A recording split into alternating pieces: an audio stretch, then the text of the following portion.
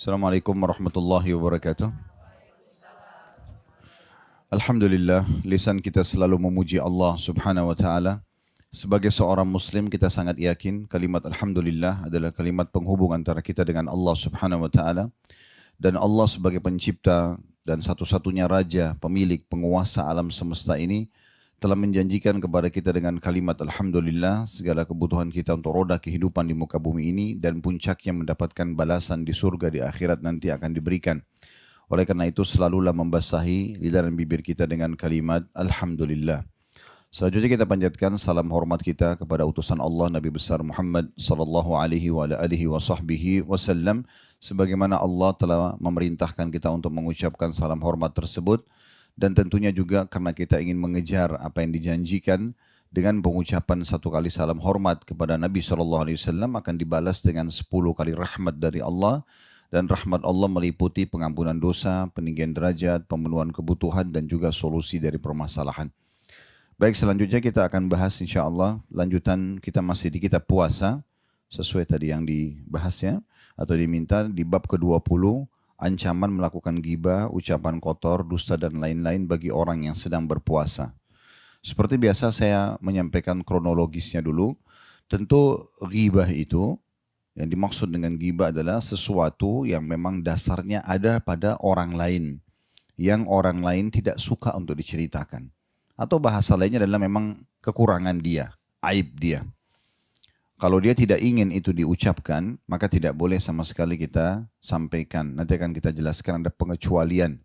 Tetapi umumnya ghibah itu tidak boleh.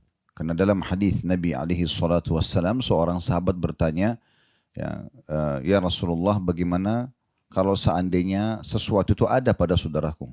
Maksudnya memang dasarnya aib dia. Lalu saya sebutkan, kata Nabi SAW, kalau ada padanya maka engkau telah menggibahnya. Dan kalau tidak ada padanya maka engkau telah memfitnahnya. Ya, jadi itu dasarnya. Berarti memang tidak ada alasan kita dari bahasan di awal ini dulu pembukaannya untuk sengaja menceritakan aib orang lain. Tidak ada alasannya. Karena memang kalau ada padanya tetap kita yang berdosa. Ya, kita yang berdosa. Itu dulu makna ghibah. Kemudian ucapan kotor adalah semua yang bisa keluar dari lisan seseorang yang dianggap tidak baik. Apakah di pandangan agama ataupun di pandangan masyarakat atau adat istiadat di sekitar kita. Jadi semuanya bahasa-bahasa yang tidak baik. Tolok ukurnya agama dulu. Ya, kalaupun misalnya masyarakat atau adat istiadat kita menganggap itu biasa saja, lalu agama menganggap buruk, maka tidak boleh. Seperti contoh misalnya ada satu tradisi di negara-negara barat misalnya, mereka dengan sangat biasa atau dijadikan bahan bercanda, mungkin ada bahasa menjatuhkan orang lain atau menyebutkan tentang hewan atau kemaluan manusia atau yang sejenisnya, semua itu mungkin bagi mereka biasa, ya, karena dianggap itu adalah sebuah bahasa teguran atau singgungan. Tetapi dalam agama tidak boleh, berarti tidak boleh juga kita mengucapkannya. Kalaupun misalnya dalam agama ya, tidak disebutkan, kemudian dalam adat istiadat itu adalah tidak boleh, maka juga sama masuk dalamnya tidak boleh. Ada sebagian orang mungkin tidak suka dipanggil dengan panggilan bapak atau ibu misalnya, padahal sebenarnya panggilan itu umum, cuman tradisi di satu wilayah itu kayaknya kurang pas, ya mungkin mereka menggunakan bahasa ayah misalnya contoh, maka ini juga sama, tetap dianggap tidak boleh kita mengucapkannya dalam Islam selama memang tidak disukai oleh masyarakat setempat. Kemudian selanjutnya dikatakan dusta atau berbohong. Jadi tidak boleh ada dalam kamus seorang muslim berbohong, apapun alasannya. Ya, jadi nanti kita akan jelaskan, kalau pengecualiannya nanti akan dijelaskan di akhir ya. Tapi yang jelas secara umum dusta tidak dibolehkan. Dengan alasan apapun, jangan misalnya demi kebaikan ya. Dikatakan oh demi untuk membela diri, oh demi untuk ini dan itu, semua itu tidak ada dalam Islam. Jadi kedustaan sendiri harus dihapus, yang ada lawannya, kejujuran. Ya, dalam hidup kita ada kejujuran, ada kebaikan, ya, ada kebenaran, ada tutur kata yang santun, ada kedermawanan, semua yang baik-baik saja. Maka itu harusnya kita terapkan dalam kehidupan kita. Sering saya ingatkan, Bapak Ibu sekalian, setiap kali kita isi pengajian seperti ini, maka Allah Subhanahu Wa Taala menggerakkan kaki kita, menghadirkan pikiran kita, memberikan kesempatan, umur, kesehatan untuk kita bisa hadir dan mendengarkan, berarti memang kita berbicara hari ini ke depan. Kalau ada orang yang pernah melakukan sebelumnya kedustaan atau ghibah, menceritakan aib orang lain, maka sedang tidak kita bahas masalah masa lalu seseorang. Yang kita bahas adalah di saat teguran itu datang kepada kita atau peringatan atau ilmu sampai kepada kita, berarti sekarang ke depan. Bagaimana kita membenahi diri kita dan menjadi orang lebih baik. Ada orang kadang-kadang dengan penyampaian pertama dia sudah tersentuh dan dia berubah. Ada orang mungkin penyampaian yang ketiga atau yang keempat baru dia tersentuh. Ya, kemudian dia berubah, maka itu sangat wajar di alam kita manusia. Maka kita sedang bicara sekarang ke depannya. Jadi jangan sampai kita membawa-bawa, oh ini saling menunjuk misalnya, ini memang terbiasa dia ini Ustaz sering ceritain aib orang lain, itu tidak ada urusan sama kita. Sekarang ke depan, kalau orang itu mau berubah, Islam melihat perubahan seseorang. Islam tidak melihat masa lalu seseorang, karena tidak ada manusia yang sempurna. Ya, pasti ada saja kekurangan yang terjadi atau kelemahan yang kebetulan terlintas dalam hidup kita dan ditunggangi oleh syaitan lalu kita melakukan pelanggaran tersebut. Di sini dikatakan dan lain-lain. Maksudnya apa saja yang semisal dengan itu. Ya, misalnya tatapan mata yang tajam, ya selain lisan yang tidak baik, ucapan kotor tadi atau jaman tangan yang kasar, semua masuk di dalamnya ini. Ya, berarti tidak dibolehkan.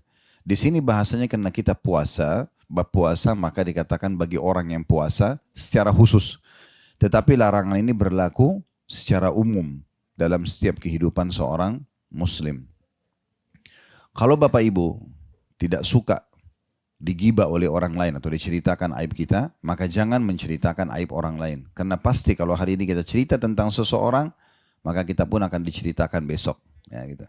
Kalau hari ini kita membantu orang, sebaliknya kita menjenguk orang sakit, ya, kita memberikan atau memenuhi undangan seseorang, maka besok juga akan terjadi hal yang sama kepada kita. Kalau kita sakit akan dijenguk, kalau kita butuh akan dibantu dan seterusnya.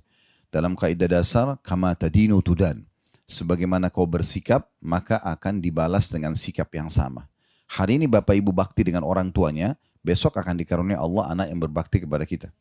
Ya, hari ini kita berbuat jahat pada orang tua kita, besok anak-anak kita juga akan jahat dengan kita. Itu sudah sistem sunnatullah yang Allah buat.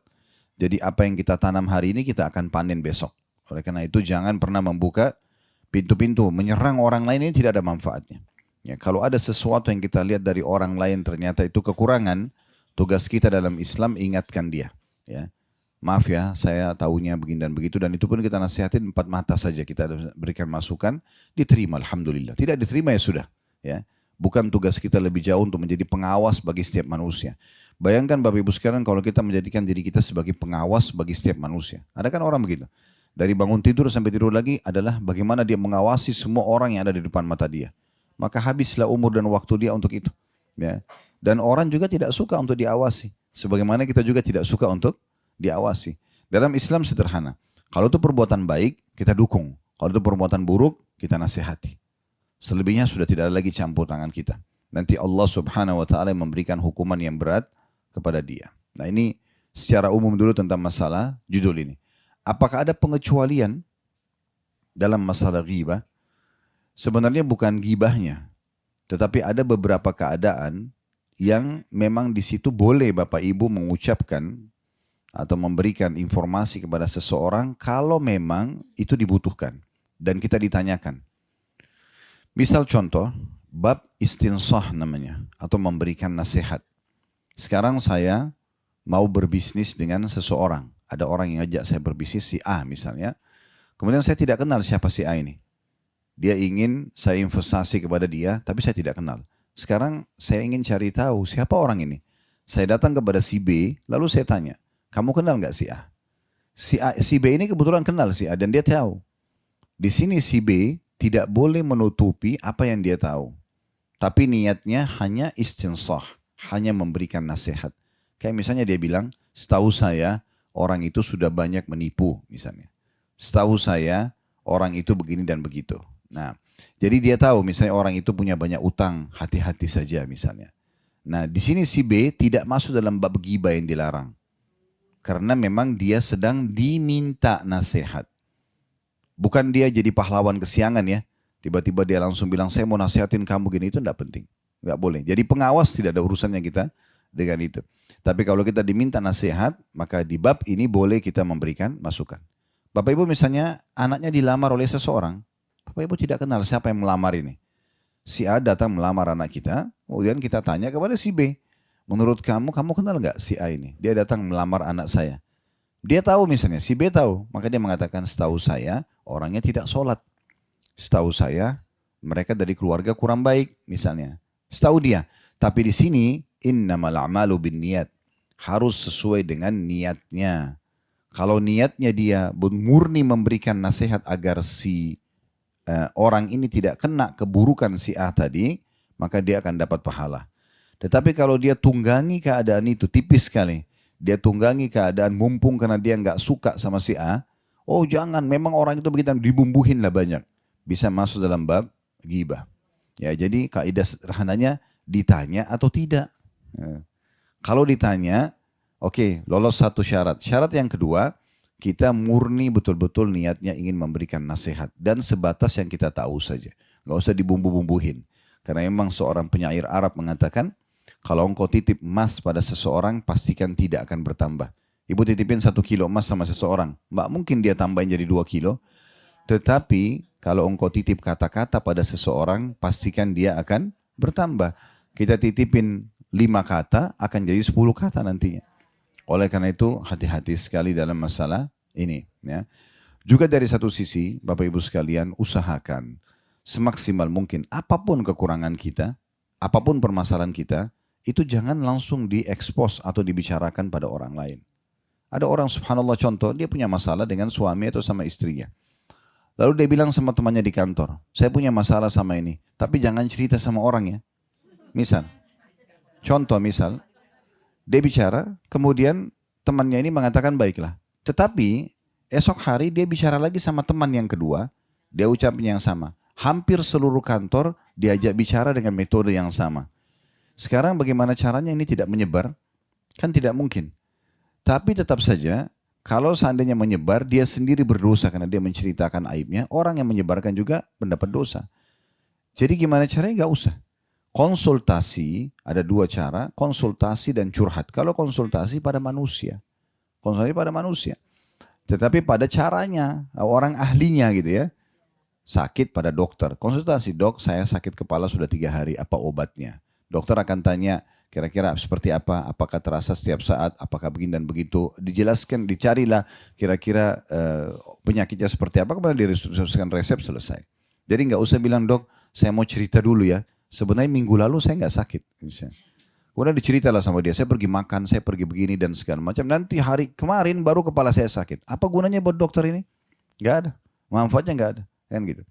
Jadi itu curhat namanya. Curhat itu hanya kepada Allah saja. Kalau kita mau kembali kepada kaidah agama yang benar, wudu, sholat taubat, sujud minta kepada Allah. Ya Allah, permasalahan ini menimpa hambamu, angkatlah. Kalau ini kena dosa, maafkanlah. Ya, berikanlah solusi dan segala macam. Nah itu yang benar.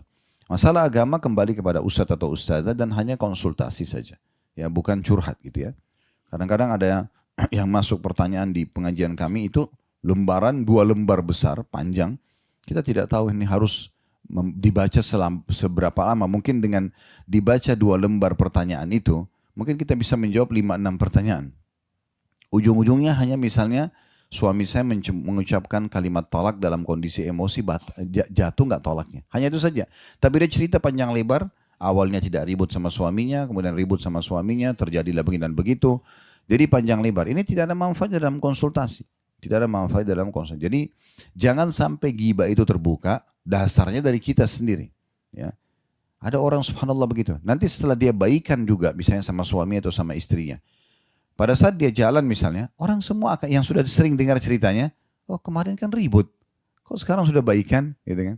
Atau nanti kalau dia cerita lagi yang kedua, orang akan mengatakan, oh sudah biasa nih, memang selalu ribut kok sama pasangannya, kan jadi nggak enak gitu. Apa manfaatnya buat kita? Tidak ada manfaatnya. Ya. Oleh karena itu para salafus saleh, mereka bahkan ada yang sampai meninggal dunia tidak ada yang tahu kalau dia punya utang, kecuali ahli warisnya saja. Tidak semua orang tahu. Tidak ada juga orang yang tahu dia punya permasalahan sama si fulan atau si fulan. Sampai dia meninggal, nanti baru ada yang anaknya atau halisnya mengatakan tolong maafin orang tua saya kalau ada salah ya. Kepada orang yang mungkin bermasalah dengan orang tuanya. Sebatas itu saja. maka itu akan jauh lebih mengamankan kita. Sama juga dengan ucapan kata-kata kotor, ya. Bapak Ibu sekalian harus kontrol lisannya. Semua kata-kata kalau belum kita ucapkan itu masih milik kita. Kalau sudah kita ucapkan milik orang lain, ini sulit sekali. Oleh karena itu sebelum mengucapkan kata-kata fikir dulu baik-baik. Cernah baik-baik. Apakah kalau saya ucapkan ini nanti bermasalah buat saya atau tidak? Ya. Kalau sudah masuk ke ranah menyerang orang lain itu akan bermasalah pasti. Masuk akal nggak Bapak Ibu sekalian kita serang orang itu diam saja? 90% dia akan balas. Ya. Ucapan kata yang santun dibalas dengan santun. Senyuman dibalas dengan senyuman. Tapi kalau kita muka marah, ya, ucapan kata yang kotor balasannya akan sama. Jadi jangan emosi kalau orang membalas hal yang sama karena kita sendiri yang menyebabkan masalah itu. Ya kan gitu. Jadi tutur kata itu dijaga sekali. Ya. Makanya Nabi SAW mengucapkan dalam hadis Bukhari, "Man kana yu'minu billahi wal yawmil akhir falyakul khairan aw liyasmut." Siapa yang mengaku beriman kepada Allah hari akhir, maka dia ucapkan kata-kkata yang baik saja, berbobot, berisi, bermakna, ya, yang tidak sama sekali membuat celah orang lain bisa menyerang dia atau menilai keburukan buat dia, atau dia diam saja. Ada seorang salafus salih dulu, di dalam majelisnya Iyas Al-Muzani. Iyas Al-Muzani rahimahullah, seorang ulama tabi'in terkenal dengan kecerdasannya. Kalau dalam Islam diberikan perumpamaan orang-orang cerdas, di kalangan sahabat ada Amr bin As, di kalangan tabi'in ada Iyas Al-Muzani. Jadi orang sangat cerdas. Dia menjadi hakim cukup lama dan orangnya sangat cerdas. Maka satu waktu dia bilang di dalam majelis saya, ada satu orang duduk di ujung gak pernah bicara. Belasan tahun belajar gak pernah tanya. Ya, dia diam aja. Ini bukan berarti Bapak Ibu gak bisa nanya, tapi ini contoh saja perumpamaan. Maka pada saat itu dia bilang, satu waktu saya tanya kepada orang itu, kenapa kamu belasan tahun duduk di majelis saya? Saya tidak pernah dengarkan kamu bertanya. Dia bilang, saya dengar, maka saya ambil manfaat. Saya diam, maka saya selamat. Artinya apa? Kalau perlu baru saya tanya. Kalau nggak perlu untuk apa? Gitu kan? Untuk apa saya mau tunjukin saya pamer pada orang di majelis kalau saya pintar dengan bertanya misalnya? Jadi riak, jadi tidak ada pahalanya. Saya dengarkan, saya dapat manfaat. Kalau itu baik-baik saya dengar. Yang tidak baik saya tinggalkan gitu. Dan saya diam, saya selamat. Kenapa? Karena memang lisan itu berbahaya sekali. Pernah ada satu sahabat datang Bapak Ibu sekalian kepada Nabi SAW lalu meminta kepada Nabi agar menjelaskan kira-kira kesimpulannya Islam itu apa sih? Kata Nabi SAW, engkau mengatakan Tuhanku Allah, ikrarkan dengan lisanmu, aku beriman pada Allah, kemudian istiqamalah. Berpegang teguh pada ajarannya, yang Allah perintahkan kerjakan, yang Allah larang jauhi. Selesai, itulah Islam. Ya. Sampai meninggal, udah selesai, itu tugas kita. Maka orang ini mengatakan, lalu apa yang paling Anda khawatirkan saya terganggu dari sisi itu? Mengganggu keimanan saya. Maka Nabi SAW pegang lidahnya, dikeluarkan lalu Nabi mengatakan ini. Ini dia yang paling berbahaya nanti. Bisa saja orang tadinya baik, malah jadi buruk karena tajamnya lisannya. Ya. Kita subhanallah kalau berinteraksi dengan orang, mungkin wajahnya biasa saja. Mungkin postur tubuhnya biasa saja. Mungkin ekonominya juga biasa saja. Tapi kalau kita ngomong dia santun sekali. Dia ramah, tutur katanya ditata. Ya, dia dengan hormat memberikan kesempatan kita bicara. Kalau selesai baru dia berbicara. Dengan cara seperti itu kita pasti akan sangat kagum dengan orang seperti ini. Kalaupun dia sangat cantik. Anggap orang paling cantik di dunia. Orang paling tampan di dunia. Tapi kalau ngomong lisannya tajam. Intonasi suaranya naik saja. Itu sudah penilaian kita sudah tidak baik. Contoh saja. Orang kalau benar saja Bapak Ibu sekalian, dalam kondisi kita benar pun, kemudian Bapak Ibu ambil keputusan untuk marah-marah dengan seseorang, orang yang sedang kita marahi salah ini. Kalau ada orang lain lewat dan dia tidak tahu permasalahan kita, kira-kira siapa yang dianggap buruk? Sekarang si A sama si B ribut. Si A benar, si B salah. Tapi si A ini datang memarah-marahi si B di depan umum. Ada orang lain lewat, kemudian dilihat, kira-kira menurut orang yang lewat ini siapa yang salah? Si A, padahal sebenarnya dia benar. Tapi kalau dia matanya melotot, dia lisannya tajam, tetap orang anggap dia buruk. Kan begitu. Berarti jangan berikan celah penilaian buruk kepada orang kepada kita. Dalam Islam itu dilarang Bapak Ibu sekalian. Tidak boleh kita buka satu celah di mana kita tahu sebenarnya orang lain bisa nilai kita buruk lalu kita sengaja untuk itu. Dalam sebuah riwayat Bukhari, Nabi Muhammad SAW pernah pada saat i'tikaf di akhir Ramadan, beliau lagi di dalam masjid. Kemudian datang salah satu istri beliau, Sofia radhiyallahu anha, mendatangi Nabi, mendatangi suaminya bicara tentang hajatnya. Pada saat mau pulang, karena malam Nabi antar pulang. Waktu Nabi antar pulang ada 2 orang dari penduduk asli Madinah itu tiba-tiba jalan di belakang Nabi dan mempercepat langkah mereka. Sebenarnya mungkin mereka tidak maksud apa-apa. Atau mereka hanya mau tahu Nabi jalan sama siapa sih. Tapi sebelum itu terjadi, Nabi SAW sudah bilang, ala rizki kuma. Pelan-pelan aja kalian. Innaha Sofiyatu binti Huyai. Ini yang bersama saya, Sofia binti Huyai. Ini istri saya. Maka mereka berdua mengatakan, maha suci Allah. Kami tidak maksud itu ya Rasulullah. Maka kata Nabi SAW, sesungguhnya manusia bisa, darah, syaitan itu masuk dalam tubuh manusia sebagaimana mengalirnya darah. Jadi mungkin kalian tidak maksud tapi bisa jadi maksud nantinya. Maksudnya pada sini bagaimana Nabi SAW menutup celah sebelum orang menilai negatif. Apalagi kalau ada orang sengaja menjerumuskan dirinya pada kesalahan. Dengan banyak sekali bicara. Semuanya, setiap ada temannya ngomong tentang apa dia seakan-akan ahlinya di situ. Temannya ngomong apa dia ahli. Selalu tampil seperti orang yang paling menguasai bidang. Akhirnya bisa salah dalam perkataannya. Kan?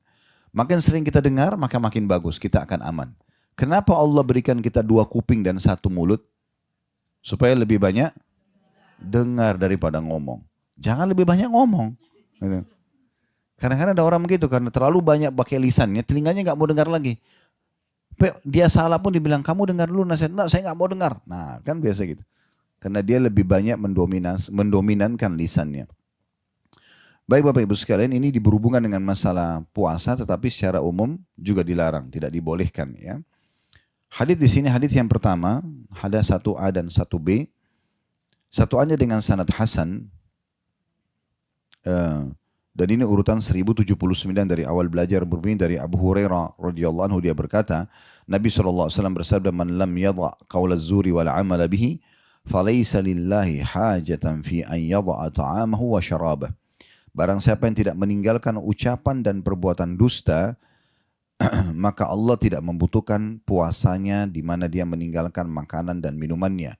Diriwayatkan oleh Bukhari, Abu Dawud, Tirmidzi, An-Nasai dan Ibnu Majah.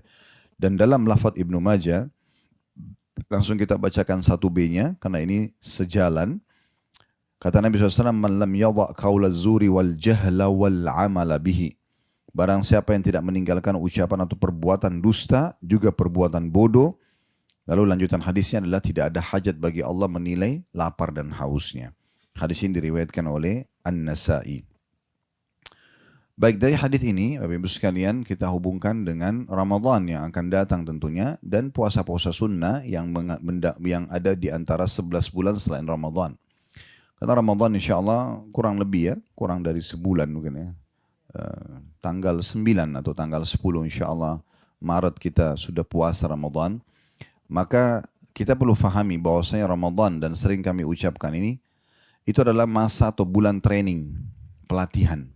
Pelatihan untuk kesehatan, sehingga kita bisa mengontrol makanan-makanan yang masuk dan minuman. Apalagi selama 11 bulan kalau ada orang belum pernah puasa sunnah, tidak pernah puasa Senin Kamis, tidak pernah puasa Iyamul Bid, tidak kenal juga jadwal makan, setiap waktu dia makan saja walaupun tengah malam misalnya, maka Ramadan ini sebagai penolong buat dia. Karena penetralisir, dia bertahan sekian jam untuk tidak makan dan minum ya. Ini training kesehatan sebenarnya, pembersihan usus kita ya. Kita tahu karat-karat usus itu berbahaya sekali kalau tidak dibersihkan ya, lemak yang menumpuk misalnya. Dan ini sering saya bahasakan, orang yang sukses dalam poin ini di Ramadan adalah orang yang bisa mengontrol makanan dan minumannya di saat buka puasa dan di saat sahur. Jadi jangan kita gunakan istilah balas dendam ya. Karena sudah sekian jam tidak makan dan minum, begitu azan maghrib langsung makanan berat semuanya yang dimakan, ya, dan akhirnya kekenyangan, sholat maghribnya pun jadi malas, ya. Nah, ini akhirnya buka puasa yang sebenarnya sunnah, dia makan sedikit saja. Dalam hadis yang sahih ini pernah kita bahas di bab sebelumnya, Nabi SAW itu berbuka puasa dengan rutab, kurma basah ya atau kurma muda, 1-2 butir. Kalau tidak ada maka beliau berbuka puasa dengan tamarat atau kurma-kurma yang sudah tua, yang merah, hitam ya. Kalau tidak ada maka beliau meneguk beberapa tegukan air. Lalu beliau sholat ya, agar usus kita tidak kaget. Nah ini sunnahnya. Jadi memang antara azan dan iqamah maghrib itu kita hanya gunakan takjil saja. Ya. Kurma beberapa butir air putih, selesai, cukup. Ya.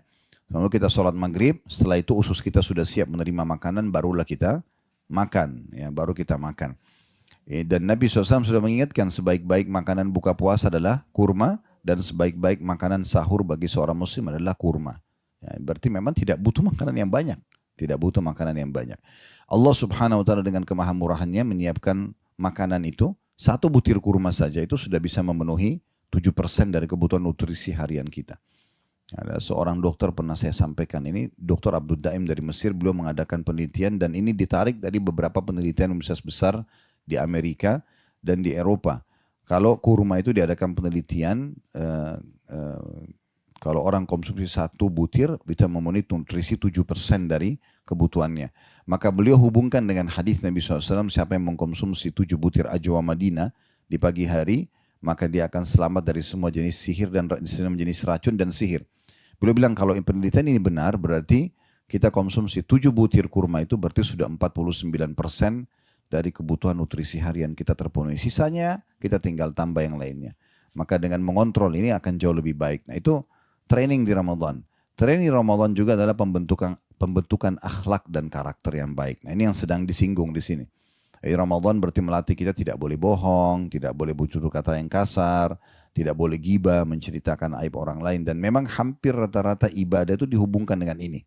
Contoh juga nanti di jilid 3 buku kita ini ada bab haji, itu panjang lebar dijelaskan, termasuk haji yang mabrur adalah tutur kata yang santun dan dermawan dalam memberikan makan kepada orang lain. Itu salah satu syarat bisanya orang mendapatkan haji yang mabrur. Berarti dia masa training, di mana kita di training untuk terbiasa dermawan, berbagi dengan orang dan selalu menjaga agar tutur kata kita tidak ada yang buruk yang keluar. Ya. Ini yang dimaksud dengan trainingnya. Baik, dari hadis ini kita ambil pelajaran yang pertama, adanya kesia-siaan puasa bagi orang yang tidak menjaga dirinya dari dosa. Dan di sini dosanya adalah perkataan dusta dan beramal dengan kedustaan itu. Bisa bermakna di sini beramal dengan kedustaan, maksudnya dia dari bohong ke bohong yang lain lagi. Sama orang ini bohong, sama orang itu juga bohong. Atau bisa juga bermakna, kata sebagian ulama, adalah dia mengajarkan orang lain. Dia ngajak orang lain untuk bohong. Dia bohong, dia salah, lalu dia bohong supaya dibenarkan sikapnya, lalu dia ajak teman-temannya, mungkin dengan dia memberikan sogokan atau apa, untuk mendukung kebohongan dia. Ini maknanya berarti beramal dengan kebohongan itu. Jadi dua-dua makna bisa masuk, yaitu orang yang berbohong lalu dia terus berbohong dalam satu hari berulang kali. Dia tidak merasa itu bohong yang pertama sudah masalah buat dia. Padahal ini dosa besar. Kemudian makna yang kedua, dan ini dua-duanya masuk ya. Maksudnya dua-duanya masuk dalam makna hadis ini, yaitu orang yang mengajak orang lain atau mencari dukungan dari orang lain untuk mendukung kebohongan dia yang dia lakukan. Ya. Bohong itu hanya akan membawa kepada penderitaan, ya, gelisahnya jiwa. Kalau kita berbohong misalnya, setiap kali kita mendengarkan sebuah kasus yang mirip dengan kasus kita, walaupun orang lain, kita merasa ketakutan. Ya. Atau setiap kali kita ditanya kasus yang sama, bohong lagi. Maka tidak akan pernah selesai. Bohong itu akan mendatangkan saudara-saudaranya bohong-bohong yang lain. Manusia dipegang lisannya sementara sapi itu dipegang ekornya. Ya. Kalau lisan seseorang sudah tidak bisa dipegang karena banyaknya bohong yang diucapkan, maka akan sulit sekali bermuamalah dengan orang seperti ini. Ya, makanya Nabi SAW ya, pada saat beliau akan dinobatkan jadi Nabi memang sudah punya julukan As-Sadiqul Amin. Orang yang paling jujur dan terpercaya. Karena tidak pernah bohong dalam hidup beliau sekalipun. Sekalipun tidak pernah bohong. Ya, makanya Nabi SAW dapat julukan itu. Dan bagi orang-orang muslim yang bergerak dalam usaha, kata Nabi SAW, At-tajiru as-sadiqul amin. Seorang pedagang atau saudagar yang jujur dan terpercaya, ma'an nabiyyina wa siddiqina wa syuhada wa salihin. Nanti di akhirat mereka akan selevel dengan para nabi-nabi, para syuhada, para orang-orang jujur dan juga orang-orang saleh. Maksudnya level tertinggi di surga. Ya, jadi memang ini bagian daripada agama kita. Jujur itu akan membawa pada ketenangan. Kata Nabi SAW, as-sidqu tuma'nina. Jujur adalah ketenangan jiwa. Wal kadhibu ribah. Dan bohong itu adalah kekacauan, kegelisahan dalam jiwa seseorang.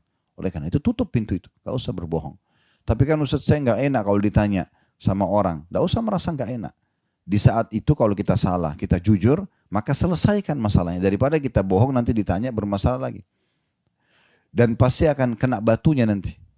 Tidak mungkin tidak. Satu waktu nanti akan tetap kebongkar dan di saat itu sudah sulit karena sudah akumulasi. Kamu buat begini, iya saya lakukan. Saya salah, saya mau perbaikin. Saya minta maaf, selesai. Di saat itu betul kita merasa harus muka terus terang, tapi tenang. Karena sudah selesai permasalahannya. Ya, tidak lagi berlanjut karena kejujuran yang ada. Jadi Ramadan adalah bulan training pembentukan karakter dan di sini adanya faedah pertama dari hadis yaitu siapa yang tidak meninggalkan perkataan dusta atau terus menjaganya baik dengan berbohong satu hari beberapa kali atau mengajak orang lain mendukung kebohongannya, maka tidak ada hajat bagi Allah untuk menilai lapar dan hausnya. Sia-sia saja. Dia haus berjam-jam, dia lapar berjam-jam, mati sia-sia saja. Pelajaran kedua, batalnya puasa orang yang berbohong. Jadi batal puasa orang yang berbohong. Karena di sini makna daripada tidak ada hajat Allah menilai lapar dan hausnya, maksudnya tidak ada pahalanya. Ya. Faedah ketiga yang bisa diambil dari hadis 1b-nya, yaitu dari potongan wal jahl dan perbuatan bodoh. Ya. Di sini perbuatan bodoh cukup maknanya. Perbuatan bodoh bisa bodoh dalam agama, tidak tahu tentang hukum-hukum puasa, sehingga dia tidak tahu puasanya batal atau tidak gitu kan. Atau yang mengurangi kadar pahala puasa, ini masuk dalam kebodohan. Atau umumnya semua perbuatan dosa dianggap perbuatan bodoh. Umumnya semua perbuatan dosa dalam agama dianggap perbuatan bodoh. Karena orang yang berbuat dosa berarti sebenarnya dia sedang membodohi dirinya sendiri.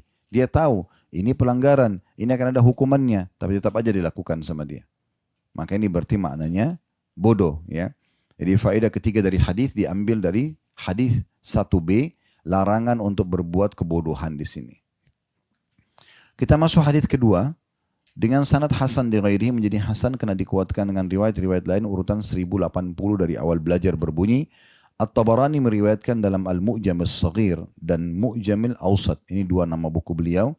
Dari hadis Anas bin Malik radhiyallahu anhu, lafadznya Rasulullah SAW bersabda, man lam yada'il khana wal kadhiba fala hajata lillahi an yada'a ta'amahu wa syarabah. Barang siapa yang tidak meninggalkan ucapan kotor dan dusta, maka Allah tidak akan membutuhkan puasa di mana dia meninggalkan makanan dan minumannya. Ya. Di sini kita tambahkan satu faedah dari hadis nomor 1A dan 1B tadi. Di hadis nomor 2 ini ada satu faedah tambahan. Ya. Kita bisa katakan ini faedah yang keempat kalau digabungkan dengan hadis nomor 1. Atau ini faedah sendiri dari hadis nomor 2 kita ambil faedah, yaitu haramnya seseorang berkata yang kotor. Ya, tentu di sini Bapak Ibu sudah tahu kata-kata kotor itu seperti apa, semuanya yang tidak baik didengar oleh orang, menyakiti orang lain, ya, dan seterusnya. Maka ini sama tidak boleh sama sekali diucapkan. Ini termasuk memanggil dengan julukan-julukan tidak boleh ya. Ya, jadi walaupun misalnya Bapak Ibu bercanda suami istri, nggak boleh panggil dengan julukan yang tidak baik. Ya, tidak boleh. Saya pernah berjalan dengan seseorang teman ya, panitia pengajian, lalu mereka saling memanggil satu sama lain suami istri dengan panggilan yang kurang baik. Ya. Sebenarnya bentuknya penghinaan, menghina pasangan, tapi karena sudah bertahun-tahun dianggap biasa aja. Ya. Misal istri atau suaminya gendut dipanggil dut misalnya, atau contoh misal, dan itu jadikan biasa, itu tidak boleh. Itu kan perkataan kotor, jorok, nggak boleh. Ya. Karena orang sebenarnya tidak suka dengan itu. Terbukti walaupun misalnya jadi karena biasa, jadi kayak bercandaan biasa, kalau di depan orang lain, orang yang baru dengar pasti orang lain nilai buruk. Ya, kalau kita tanya orang lain, bagus nggak kalau saya ucapin begini pada istri atau pada suami saya, pasti mereka akan mengatakan tidak. Kenapa tidak panggil panggilan yang baik saja, sayang, cinta, apalah, puji, bahkan memuji di sini boleh saja berlebihan untuk pasangan kita. Kenapa nggak ke situ saja? Nabi SAW memanggil Aisyah dengan Humairah misalnya, gitu kan? Maka kita panggil panggilan yang baik saja. Baik, hadits nomor 3, di situ ada tulisan 24. Keliru itu ya, dihapus itu. Dia tulis angka nomor 3. Ini sebenarnya hadits-hadits ini sudah kita bahas ya pada pertemuan yang lalu. Cuman ini karena tadi diminta untuk mengingatkan kembali ya. Baik, di sini hadits nomor 3 dengan sanad hasan dari hadits Abu Hurairah radhiyallahu anhu, dia berkata, Rasulullah SAW bersabda, qala Allah Azza wa Jalla, kullu amal ibn Adam lahu illa siyam, fa innahu li wa ana ajzi bihi, was siyamu junnah, fa idha kana yawmu sami ahadikum fala yarfuth wa la yaskhab, fa in sabbahu ahadun aw qatalahu falyakul inni saim, inni saim. Allah Azza wa Jal, Allah yang maha mulia dan maha tinggi berfirman, semua amal Bani Adam adalah untuknya. Maksudnya sudah ditentukan kadar pahalanya, ya. Kecuali puasa. Kata Allah, ia untukku dan aku akan membalasnya secara langsung. Puasa adalah perisai. Maka jika salah seorang dari kalian pada hari itu sedang berpuasa, janganlah dia berucap kotor dan juga memaki. Jika dia dicaci oleh seseorang atau diserang dalam kurung berkelahi, maka hendaklah dia berkata, aku sedang berpuasa, aku sedang berpuasa. Dalam kurung tulisannya al-hadith, maksudnya masih ada lanjutan hadith, tapi ini jadi saksi bahasan yang diangkat oleh Al-Mundri dalam kitab beliau ini. Diriwayatkan oleh Bukhari dan lafaz hadith adalah lafaznya Imam Muslim, Abu Dawud, Tirmidzi, An-Nasai dan juga Ibnu Majah. Hadith ini ya, serupa dengan hadith nomor 4. Saya akan bacakan hadith 4A dan 4B. Mari kita sekaligus ngambil faedahnya nanti. 4A-nya dengan sanad sahih urutan 1082 dari awal belajar berbunyi, dari Abu Hurairah radhiyallahu anhu dia berkata, Rasulullah sallallahu alaihi wasallam bersabda, laisa as-siyamu minal akli wasyurb, innamas siyamu minal lagwi warrafath, fa in sabbaka ahadun aw jahila 'alaika faqul inni shaim, inni shaim. Terjemahannya kata Nabi SAW, puasa itu bukanlah dari makan dan minum saja. Bukan hanya menahan lapar dan haus saja. Akan tapi puasa itu adalah menjaga diri dari perbuatan yang sia-sia dan ucapan kotor. Jika seseorang mencaci maki dirimu atau menjahilimu, iseng mengganggu, ya, maka katakanlah, aku sedang berpuasa, aku sedang berpuasa. Hadis diriwayatkan oleh Ibnu Khuzaimah, Ibnu Hibban dalam sahih keduanya. Juga Al-Hakim menyebutkan hadis ini sahih berdasarkan syarat Imam Muslim. 4B-nya dengan sanad hasan dalam riwayat Ibnu Khuzaimah disebutkan juga Nabi SAW bersabda, la tasabba wa anta saim, fa in sabbaka ahadun faqul inni saim wa in kunta qa'iman fajlis. Janganlah kamu mencaci maki sementara kamu sedang berpuasa. Jika ada seseorang yang mencaci makimu, maka ucapkanlah, aku sedang berpuasa. Dan jika kamu sedang berdiri, maka duduklah. 3 buah riwayat ini kita ambil faedahnya. Dari hadits nomor 3, faedah yang pertama, kedudukan puasa itu sendiri. Baik puasa wajib ataupun sunnah. Kalau Bapak Ibu mau cari ibadah yang paling besar pahalanya puasa. Ya, dia paling besar pahalanya. Walaupun tetap saja sholat lebih tinggi kedudukannya. Tetapi dari sisi balasan pahala, itu puasa paling tinggi. Diambil daripada hadits ini. Karena kata Nabi SAW, Allah berfirman, semua amal anak Adam sudah ditentukan untuknya, kecuali puasa aku akan membalasnya secara langsung. Pelajaran yang kedua yang bisa diambil, puasa itu adalah perisai. Makna perisai dalam hadis Muslim yang lain disebutkan perisai dari api neraka. Makin sering kita puasa, maka makin jauh kita dari api neraka. Di beberapa bab yang lalu, ini sudah bab ke-20. Ya, beberapa bab yang lalu, 19 bab ke belakang, dan ada salah satu di antara bab-bab itu menjelaskan tentang bagaimana seseorang itu dijauhkan dari api neraka. Ya, sampai akan ada ya, seperti lembah yang sangat luas atau jurang yang sangat jauh antara langit dan bumi bagi orang yang biasa berpuasa antara dia dengan neraka. Ya, karena seringnya berpuasa. Jadi makin sering puasa makin bagus. Tetapi niat puasanya karena Allah, bukan karena mau diet, ya, bukan karena ikut-ikutan. Ya, itu biarin aja nanti ikut dengan sendirinya. Tapi target utamanya, kenapa puasa Senin Kamis Bu? Karena Allah yang perintahkan, karena sunnah Rasulullah. Oh enggak, karena saya mau diet. Enggak, jangan. Sayang, pahalanya hilang. Gitu kan. Jadi kalau puasa itu bisa jadi perisai dari api neraka. Kemudian pelajaran yang ketiga, ada syarat yang dianjurkan kalau orang sedang puasa agar maksimal pahalanya. Di sini disebutkan tidak boleh rafath. Ini faedah ketiga dari hadis. Apa itu rafath? Ucapan kata-kata yang mengundang syahwat kepada lawan jenis yang tidak halal. Ya. Ya, orang kalau suami istri bebas, lagi puasa pun boleh, panggil-panggilan sayang, rindu-rinduan segala macam boleh. Boleh nggak orang bercumbuan suami istri pada saat puasa? Boleh, asal tidak berhubungan biologis. Ya. Makanya makanya Aisyah mengatakan di bulan Ramadan Nabi SAW atau lagi puasa Nabi SAW masih mencumbuin kami.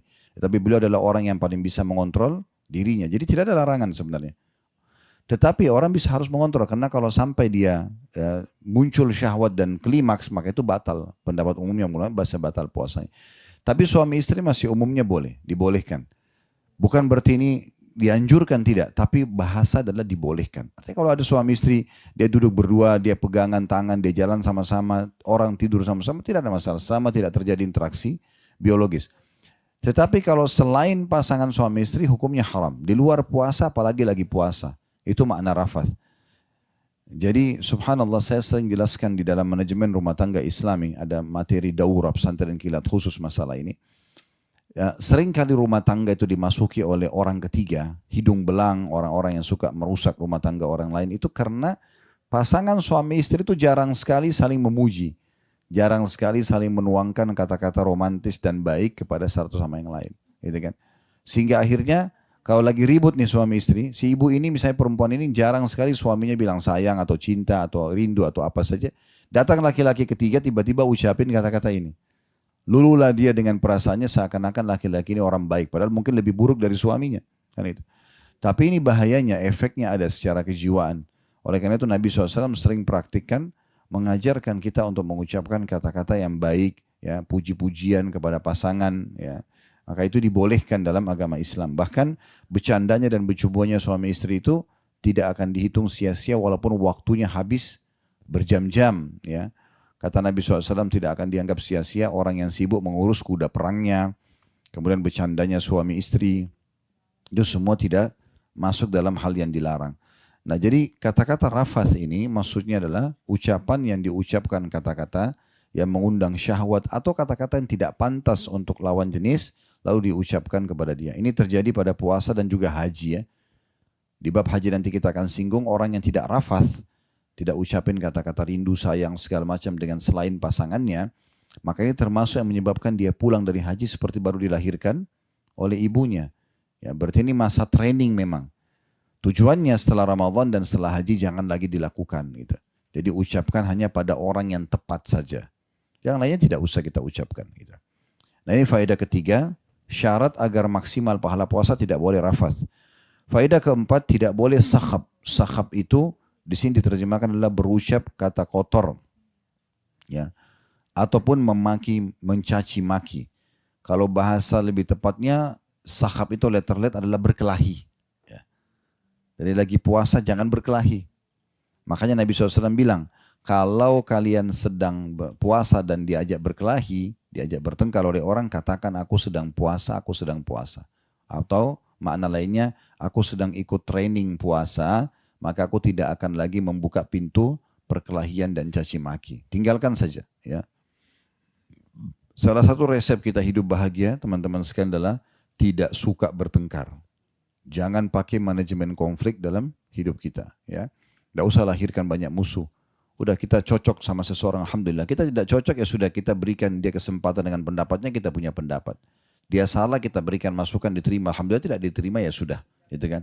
Maka itu akan jauh lebih tenang hidup kita ya. Karena intervensi terlalu jauh pada orang itu malah membuat ketidaknyamanan. Bahkan bisa berbalik, kitanya yang diserang dan kita menjadikan atau melahirkan permasalahan dalam hidup kita. Ini tidak boleh. Jadi pelajaran keempat, tidak bolehnya sakhab atau berkelahi selama puasa. Ya, ini dari hadis nomor 3. Hadis nomor 4, ada faedah tambahan di sini. Kita bisa katakan faedah kelima dari hadis karena kita gabungkan hadis 3 sama hadis 4. Itu potongan hadis Nabi SAW. Bukanlah puasa itu dari makan dan minum, tetapi puasa itu dari perbuatan yang sia-sia. Nah ini tambahannya, ini faedah kelima, al-lagwi bahasa atau lagu bahasa Arabnya. Jadi termasuk mengganggu nilai pahala puasa itu buang-buang waktu. Nah, tidak ada faedahnya, tidak ada manfaatnya. Ya, misalnya dia sambil menunggu sampai buka puasa, habisin waktu. Buang-buang waktu jalan di mall berjam-jam. Mall baru buka jam 10 sudah masuk di sana. Jam 10 pagi. Kenapa Bu? Karena mau nunggu buka puasa. Masih lama sore gitu kan. Orang datang mungkin 1 jam sebelum buka puasa, 1 jam setengah, mungkin masih masuk akal. Tapi dari pagi, lalu buang-buang waktu. Ya, sering kali ada orang mengatakan, kenapa begini? Karena saya tidak ada kegiatan, banyak waktu lowong. Ya gitu. Sebenarnya bukan begitu. Waktu lowong itu, kata Nabi SAW, ni'matani maghbunun katsirun minan nas, ada 2 nikmat yang banyak luput dari orang-orang. Mereka tidak tahu kalau itu nikmat. Ya, akhirnya disia-siakan. Kata Nabi SAW, as-sihhatu, kesehatan, dan yang kedua al-faraq, waktu yang kosong. Jadi kalau kita punya waktu kosong, itu kita sibukkan diri dengan hal-hal yang bermanfaat. Coba cek kembali, kira-kira di memori pikiran kita ini, apa sih pekerjaan yang masih terbengkalai? Buku yang belum dibaca, zikir yang masih terlupakan, Al-Quran yang belum dibaca, atau surah yang belum pernah dihafal lalu lupa, misal, atau silaturahim keluarga melalui telepon, jenguk orang sakit, yang bermanfaat pokoknya. Jangan malah cari kontak di waktu kosong, lalu kemudian hubungi temannya, kamu ada masalah apa, cerita saja. Nah ini kan buat masalah buat dia. Nanti temannya cerita, curhat tentang masalah suami atau masalah istrinya, kemudian dia tidak sadar, dia masuk ke alam orang itu. Oh memang suami kamu begini dan begitu. Nah, ini kan bisa saja suaminya orang yang benar. Lalu ibu masuk, ibu berdosa. Bagaimana caranya minta maaf sama suami orang ini? Kalau tiba-tiba suaminya orang itu meninggal malamnya, nggak bisa kita tidak sempat minta maaf bagaimana? Contohnya, gitu kan? Jadi harus hati-hati dengan masalah-masalah seperti ini. Jadi tidak boleh kita sengaja membuang waktu sia-sia ya atau lagu. Kemudian setelahnya disebut lagi rafas, rafas sama tadi ya. Tidak boleh mengucapkan kata-kata yang mengundang syahwat gitu ya. Kemudian selanjutnya di hadis ya nomor 4b kita bisa tambahkan faedah ke-6 di situ. Kata Nabi SAW, janganlah kamu mencaci maki sementara kamu sedang puasa. Ya, berarti di sini ada larangan tidak boleh caci maki lagi puasa. Tentu ini tujuannya training agar diterapkan setelah puasa. Tapi yang kita ambil pelajaran ke-6 di sini adalah potongan akhir Nabi. Kata Nabi SAW, kalau ada orang mengajakmu bertengkar atau mencaci makimu, katakan aku sedang puasa. Kalau kamu sedang berdiri, duduklah. Ya. Apa maknanya? Maksudnya ubah posisi. Ya. Kalau ada orang ajak kita bertengkar, kan biasanya kita kepancing emosi tuh. Ya. Apakah tulisan atau lisan kan? Kamu begini dan begitu, kita kan biasa terbawa emosi. Untuk menghindari agar emosi itu tidak meluap-luap atau tidak membesar, maka kita ubah posisi. Ya, kata Nabi SAW dalam sebuah hadis yang lain, kalau kalian sedang marah ya, dan sedang berdiri duduklah. Kalau masih marah, baringlah. Kalau masih marah, beruduklah. Karena itu akan menghilangkan bisikan syaitan. Itulah. Jadi emosi ini tidak ada manfaatnya Bapak Ibu sekalian. Tidak ada manfaatnya. Akan membuyarkan ide, ya, akan menjatuhkan martabat dan nama baik kita. Tidak ada manfaatnya. Jadi kalau kita lagi ada masalah pun, coba dengan tenang hadapin. Kontrol emosinya. Maka insya Allah akan aman semuanya. Makanya kata Nabi SAW dalam sebuah riwayat lain, emosi tidak mendatangkan kecuali semuanya keburukan. Gak ada kebaikannya. Marah sama anak, marah sama pasangan, tidak ada manfaatnya. Ya. Nabi SAW kalau lagi marah dengan sesuatu, raut wajah beliau berubah. Lalu kemudian beliau luruskan, habis itu beliau selesai. Ya. Beliau tidak lagi melanjutkan. Gitu kan. Kalau memang dalam kondisi dia benar. Hadis selanjutnya 5A, nomor 5 ada 5A sampai 5C. 5A-nya dengan sanad sahih urutan 1083 dari awal belajar berbunyi dan darinya, maksudnya masih dari Abu Hurairah radhiyallahu anhu, beliau berkata, Rasulullah SAW bersabda, rubba sa'imin laisa lahu min siyami illa al-ju', rubba qa'imin laisa lahu min qiyami illa as-sahar. Berapa banyak orang yang puasa tapi tidak mendapat apa-apa dari puasanya kecuali rasa lapar saja. Dan berapa banyak orang yang sholat malam tapi tidak mendapatkan apa-apa dari sholat malamnya kecuali begadang saja. Hadis ini riwayat Ibnu Majah dan lafaz hadis ini adalah lafaznya milik Ibnu Majah. An-Nasai, Ibnu Khuzaimah juga menyebutkan dan Al-Hakim berkata sahih berdasarkan syarat Bukhari dan lafaz ini lafaz mereka berdua. 5B-nya dengan sanad hasan sahih, rubba sa'imin hadzuhu min siyamihi al-ju' wal 'atash wa rubba qa'imin hadzuhu min qiyamis sahar. Berapa banyak orang yang berpuasa, tapi bagian yang dia dapatkan dari puasanya hanyalah lapar dan haus saja. Dan berapa banyak orang yang sholat malam, tapi bagian yang dia dapatkan dari sholat malamnya hanya begadang saja. 5C yang terakhir, di dalam urutan nomor 5 ya, nanti kita akan baca dengan hadits nomor 6, karena ini mirip sekali. Ya.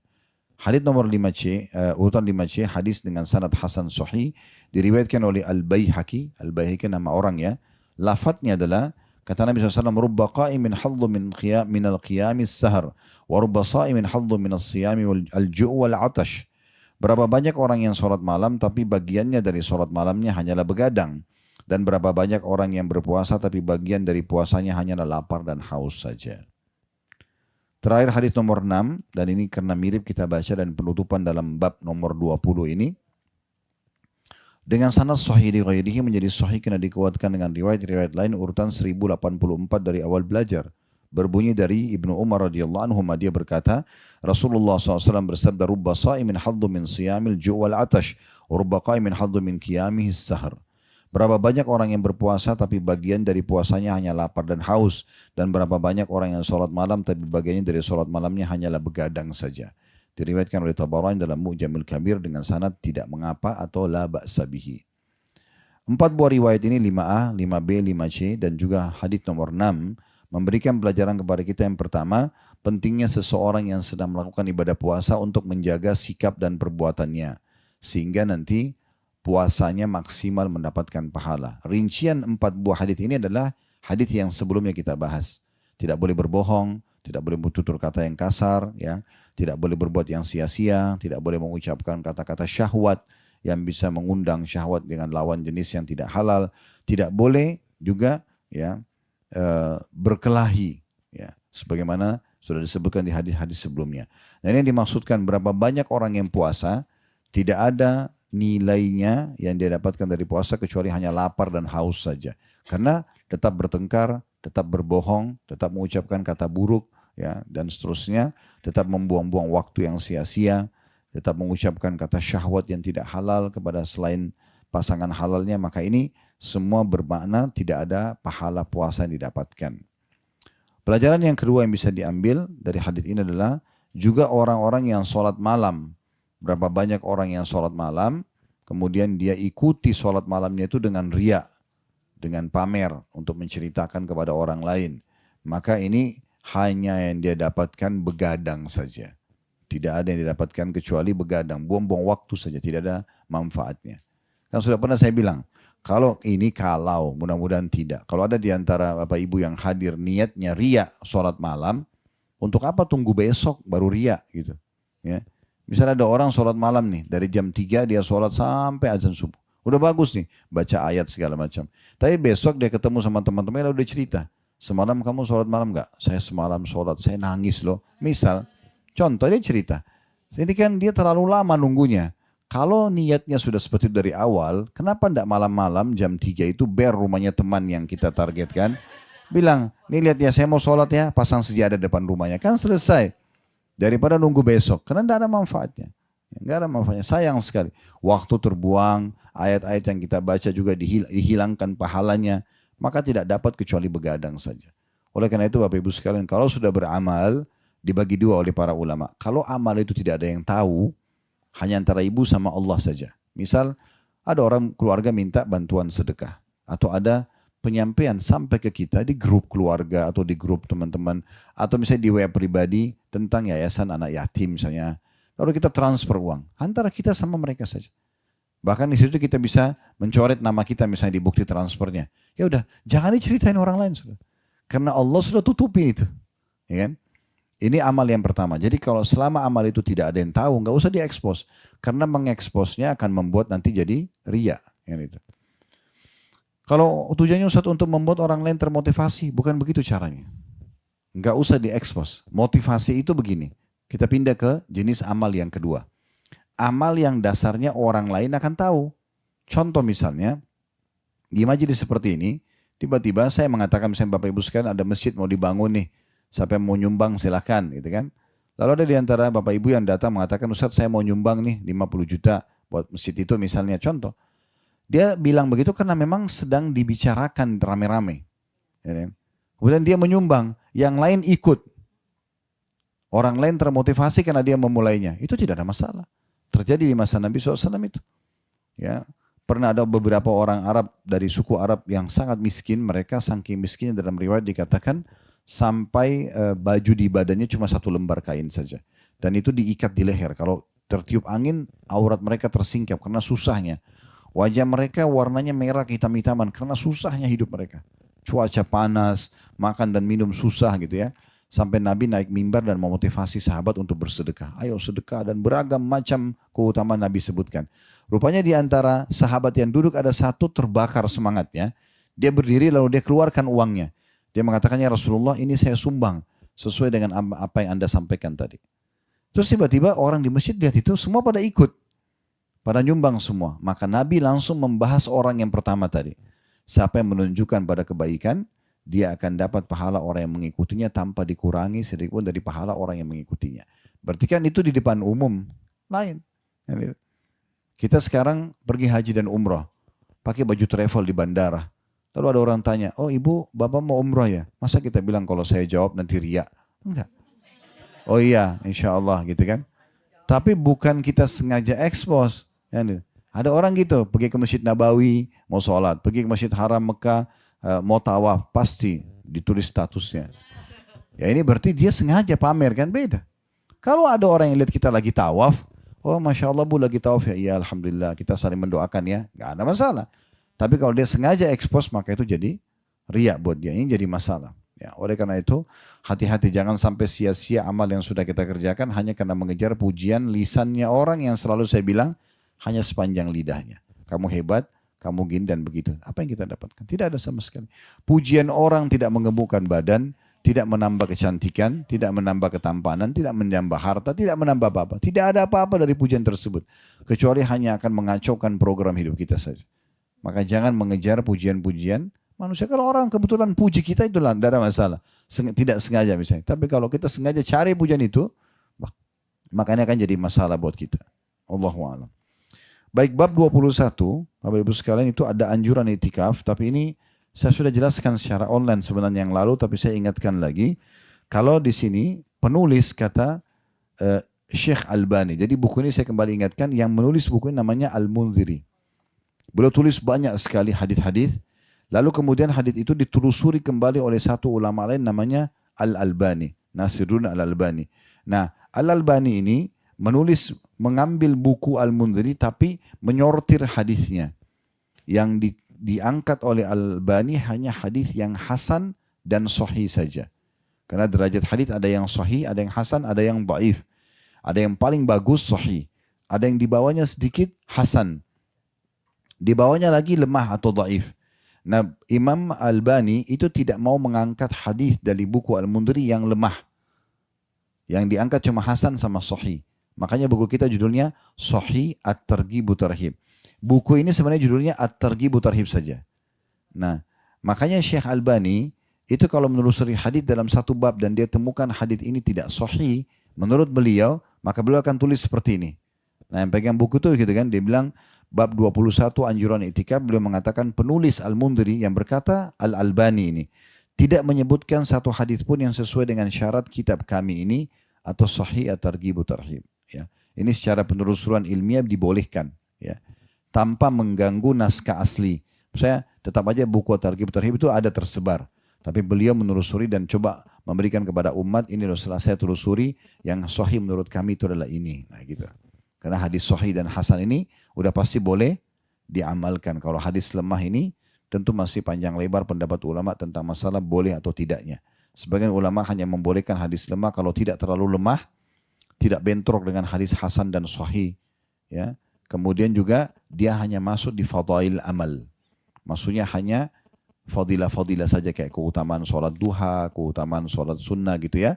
Itu mungkin masih dibolehkan. Tapi syarat yang sebelumnya tidak boleh bentrok dengan hadis yang lebih kuat dari dia. Misalnya nggak boleh ada hadis lemah mengatakan sholat duha misalnya contoh 8 rakaat. Tapi hadis sahih mengatakan sholat duha hanya 4 rakaat. Ini nggak boleh bentrok dia, ya. Tidak boleh bentrok. Nah seperti itulah. Dan juga tidak terlalu lemah. Biasanya tidak boleh ada pendusta dalam perawi-perawi hadisnya. Karena ada perawi dari fulan, melalui fulan, kemudian dari sahabat Nabi, dari Nabi SAW. Nah ini tidak boleh ada yang keliru dari orang-orang yang menukil hadis tersebut. Baik, hadis nomor atau bab nomor 22, anjuran zakat fitrah dan penjelasannya, ini bab terakhir di dalam kitab puasanya ya. Ini di sini diangkat oleh beliau sebuah hadis saja tentang zakat fitrah. Zakat artinya pensucian. Ya, fitrah itu berarti lebih kepada makanan. makanan dan minuman yang dikeluarkan atau makanan yang dikeluarkan di waktu Idul Fitri, sebelum sholat Idul Fitri untuk mensucikan kesalahan-kesalahan kita yang kita lakukan selama puasa. Ya. Hadisnya cuma satu di sini, hadis dengan sanad hasan urutan 1085 dari Ibnu Abbas radhiyallahu anhu, dia berkata, "Farada Rasulullah sallallahu alaihi wasallam sadaqatul fitri tuhuratan lis-shaimi minal lagwi war rafathi wa tu'matan lil masakin. Faman addaha qabla as-salati fahiya zakatun maqbulah wa man addaha ba'da as-salati fahiya sadaqatun minas sadaqah." Rasulullah SAW mewajibkan zakat fitrah, zakat yang dikeluarkan dari jenis makanan pokok ya di waktu pagi hari Idul Adha, Idul Fitri, sebelum sholat Idul Fitri. Rasulullah SAW mewajibkan zakat fitrah untuk mensucikan orang yang berpuasa dari perbuatan sia-sia dan ucapan kotor, dan sebagai pemberi makan bagi orang-orang miskin. Barang siapa yang menunaikannya sebelum sholat Id, maka ia adalah zakat yang diterima. Dan barang siapa yang menunaikan sesudah sholat Id, maka ia berarti umumnya sedekah saja, tidak dihitung sebagai zakat fitrah. Diriwayatkan oleh Abu Dawud, Ibnu Majah, Al-Hakim, dan dia mengatakan sahih berdasarkan syarat Al-Bukhari. Di bawahnya dikatakan Al-Khattabi berkata, ucapannya Rasulullah SAW mewajibkan zakat fitrah, maksudnya dari perkataan Ibnu Abbas radhiyallahu anhuma, ini menjelaskan bahwa zakat fitrah adalah fardu atau kewajiban. Ya. Fardu lagi wajib seperti zakat harta yang wajib. Ini juga menjelaskan bahwa apa yang diwajibkan oleh Rasulullah SAW adalah sama dengan apa yang diwajibkan oleh Allah. Karena ketaatan kepada beliau berasal dari ketaatan kepada Allah, seluruh ulama Islam telah berpendapat bahwa zakat fitrah adalah fardu lagi wajib. Jadi wajib Bapak Ibu keluarkan zakat fitrah. Baik, zakat fitrah ini pendapat saya simpulkan karena panjang lebar tentang masalah zakat fitrah, tapi yang paling kami cenderung dan paling tepat sebenarnya itu adalah makanan pokok. Kayak kita Indonesia beras misalnya, nah, kita keluarkan zakat fitrah ya. Setiap orang, MUI juga sudah keluarkan itu ya, 2,5 kilo atau 3,5 liter. Seingat saya dapat informasi tapi belum saya pastikan, sudah berubah beberapa waktu yang lalu jadi 4 liter beras ya. Dari jenis beras yang biasa kita makan. Semuanya ya dikeluarkan zakat fitrahnya. Kalau misalnya kita satu rumah itu 5 orang, suami istri dengan 3 orang anak, maka semuanya dikenakan zakat fitrah. Yang wajib mengeluarkan adalah sang ayah ya, pemimpin di rumah itu ya, atau yang memberikan nafkah di rumah itu. Dikeluarkanlah zakat fitrah, berarti 2,5 kilo kali 5 ya, berarti 12,5 kilo misalnya. Boleh diberikan kepada satu orang semuanya atau dibagi kepada beberapa orang. Kalau misalnya Bapak Ibu punya pembantu rumah tangga di rumah, bagaimana zakat fitrahnya? Tetap kita sebagai majikannya punya kewajiban mengeluarkan zakat fitrah.